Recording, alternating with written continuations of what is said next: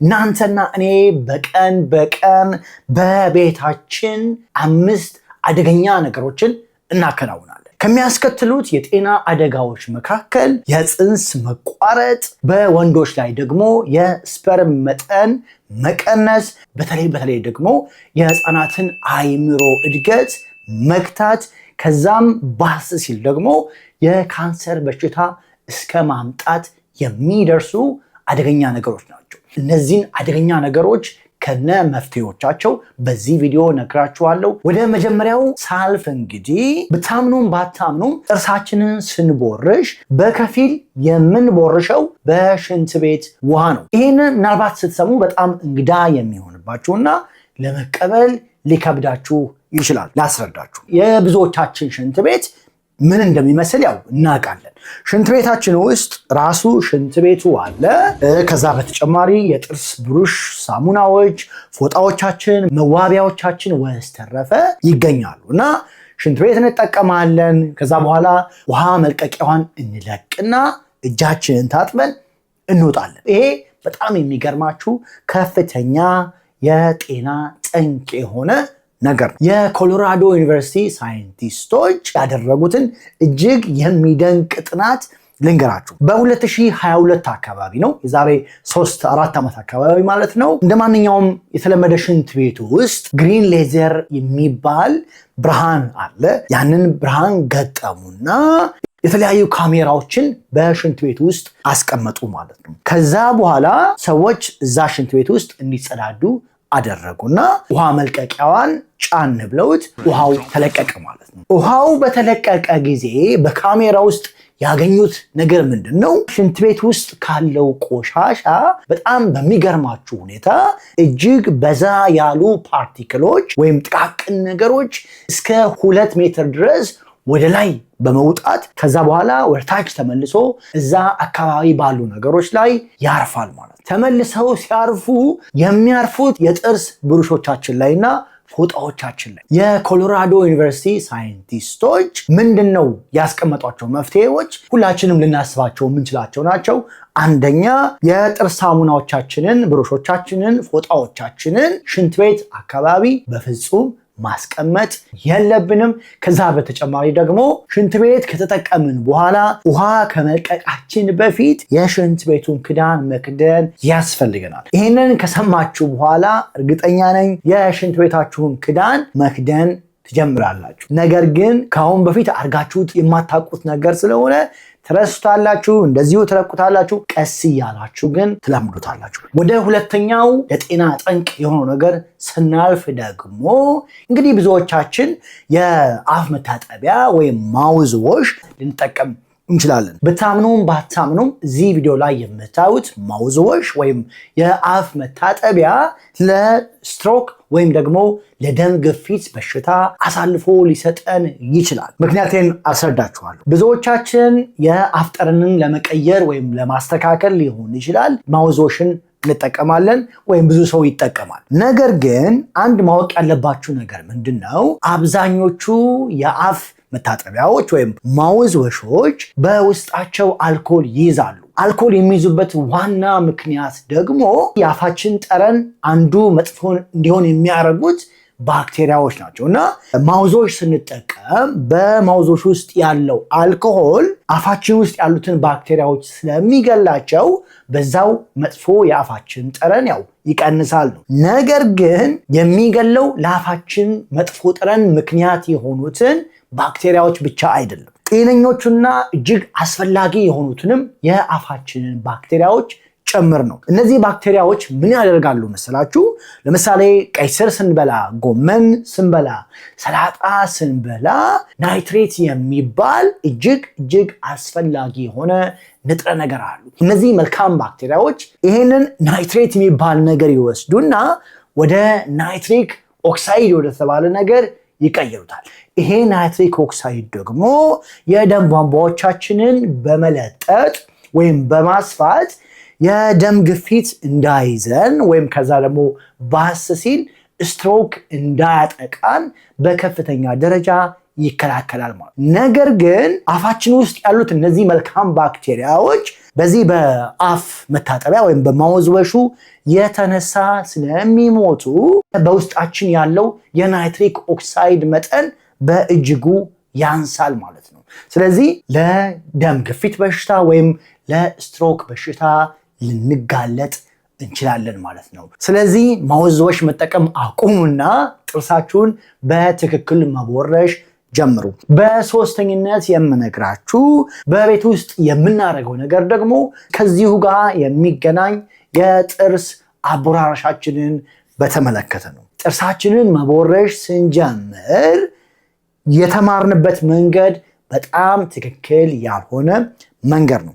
ምንድነው መሰላችሁ የምናደርገው? ብዙ ጊዜ ማለት ነው የጥርስ ብሩሽ እናመጣለን። ጥርስ ሳሙናውን ሙሉ ለሙሉ እዛ ብሩሹ ላይ እንቀባለን።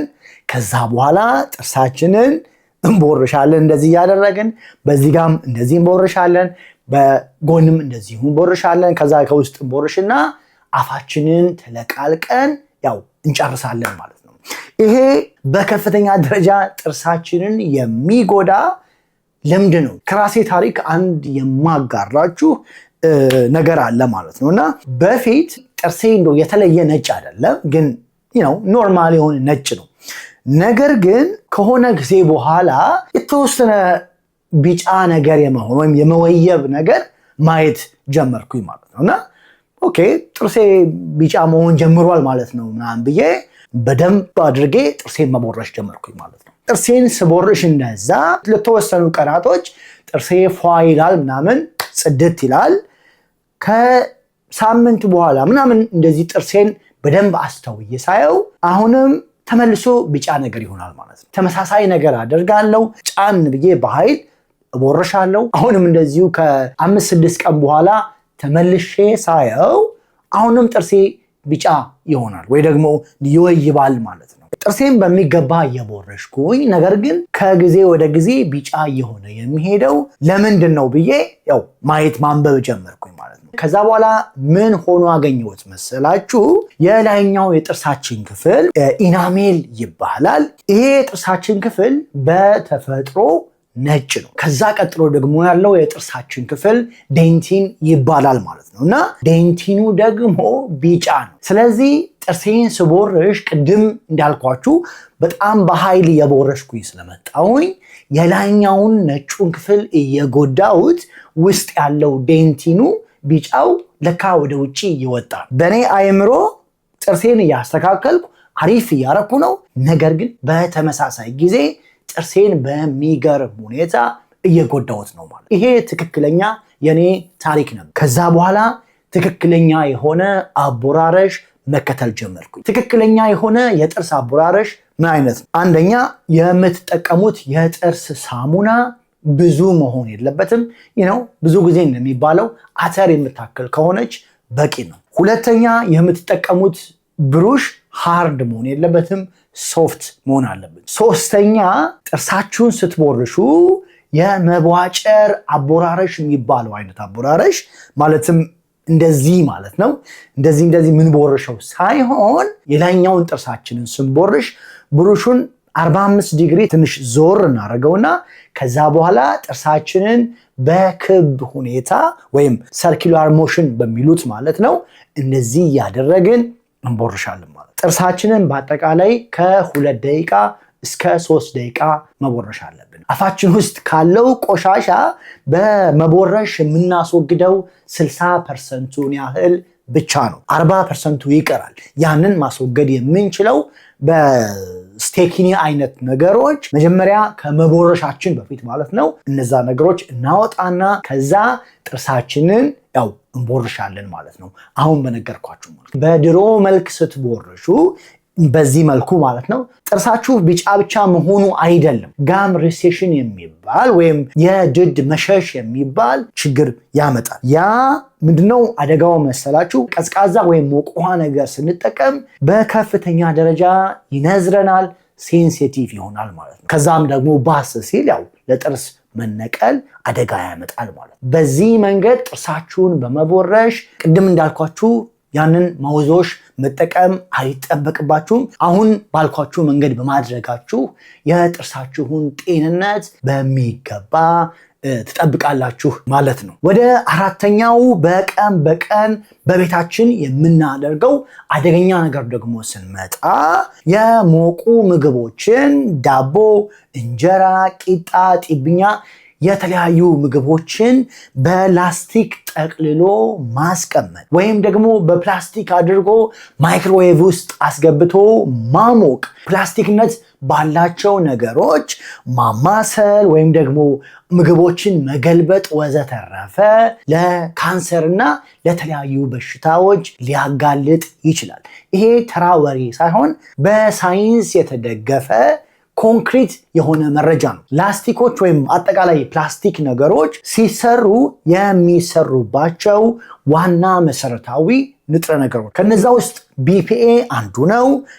ታሌት የሚባል አለ፣ ፒፋዝ የሚባል አለ። እነዚህ ነገሮች ቶክሲክ የሆኑ ለሙቀት በጣም ሴንሲቲቭ የሆኑና ሙቀት ሲነካቸው በከፍተኛ ደረጃ ከላስቲኩ ላይ በመራገፍ ወደ ምግቡ ሊገቡ የሚችሉ ናቸው። ለምሳሌ እንጀራ ጋገርንና ያው እንጀራው እንዲለሰልስ በላስቲክ እንጠቀልለዋለን። ነገር ግን ላስቲኩ ላይ ያሉት እነዚህ አደገኛ ቶክሲክ የሆኑ ኬሚካሎች ከላስቲኩ ወደ እንጀራው ይገባሉ። ታሌትና BPA የሚባሉት የፅንስ መቋረጥ ሊያስከትሉ የሚችሉ ናቸው። የህፃናቶችን እድገት በእጅጉ ሊገቱ የሚችሉ ናቸው። ፒፋስ የሚባለው ደግሞ የኩላሊት ካንሰር ሊያመጣ የሚችል ንጥረ ነገር ነው። ፒፋስ የሚባለው ቶክሲክ ኬሚካል ምናልባት እስከ 3-4 ዓመት ድረስ ከውስጣችን አይወጣም። እዚህ ቪዲዮ ላይ የምታዩቸው ጥቋቁር እነዚህ ስንጠባብስ የምንጠቀምባቸው ምግቦችን የምንገለብጥባቸው ጭልፋዎች ምናምን ነገሮች እንደዚህ ከመሆናቸው በፊት የኮምፒውተር ኪቦርድ ሊሆኑ ይችላሉ፣ ወይም ማውዝ ሊሆኑ ይችላሉ፣ ማዳመጫዎች ኢርፎኖች ሊሆኑ ይችላሉ። እነዚህ ኤሌክትሮኒክስ ነገሮች ናቸው ሪሳይክል ተደርገው የምግብ ጭልፋዎች ወይም ማመሰያዎች የሚሆኑት ማለት። በተለይ ቅድም እንዳሳየዋችሁ እዚህ ጋር እንዳሉት አይነት ላስቲኮችን ወይም ፕላስቲኮችን የምትጠቀሙ ከሆነ እነሱን ጣሉና እንጨቶች አሉ ወይም ከእንጨት የተሰሩ አሉ፣ እነሱን ብትጠቀሙ ከአደጋ ያው ትርቃላችሁ ማለት ነው። በቆዳችሁ ደስተኛ ካልሆናችሁ፣ የብጉር ጠባሳ ካለ፣ ጥቋቁር ነገሮች ካሉ፣ በፊታችሁ ላይ ያለው መሸብሸብ እየጨመረ እየጎላ ከመጣ፣ የተለያዩ አይነት ችግሮች ካሉ እንደ ማዲያት ሊሆን ይችላል፣ ብጉር ሊሆን ይችላል፣ አንዳንድ ጊዜ የጀርባ ብጉር ኢቨን ሊሆን ይችላል። የተለያዩ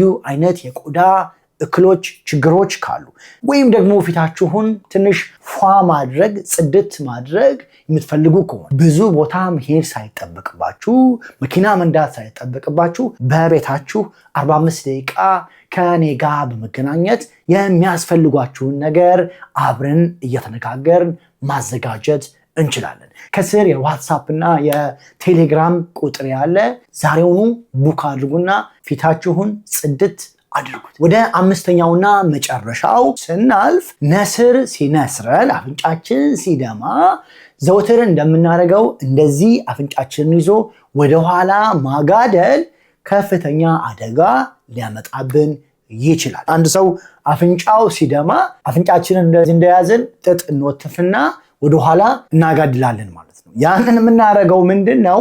እንዲህ ስንል ያው የደሙን መፍሰስ የቀነሰን ስለሚመስለን ነው። ከሳይንሳዊ እውነት አንጻር ፍጹም ስህተት ነው። ወደኋላ ስናጋድል ደሙ ወደኋላ መፍሰስ ይጀምርና ወይ ወደ ሆዳችን ውስጥ ይፈሳል ወይ ደግሞ ወደ መተንፈሻ አካላቶቻችን ሊገባ ይችላል። ያ ትን ማለት በከፍተኛ ደረጃ ጭንቀት መፍጠር፣ ማጥወልወል፣ ማስታወክ፣ የተለያዩ ነገሮችን ሊያስከትል ይችላል ማለት ነው። አፍንጫችሁ ላይ ደም ስታዩ ወይም ሲነስራችሁ መጀመሪያ የምታደርጉት ምንድነው?